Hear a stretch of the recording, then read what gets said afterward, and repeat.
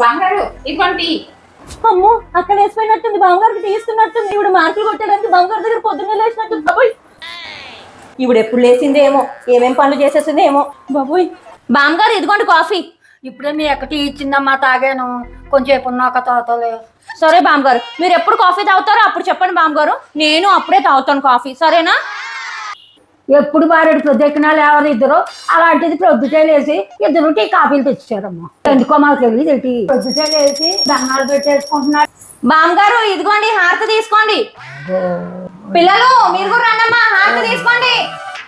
అలాగే ఇలా తీసుకోవాలి.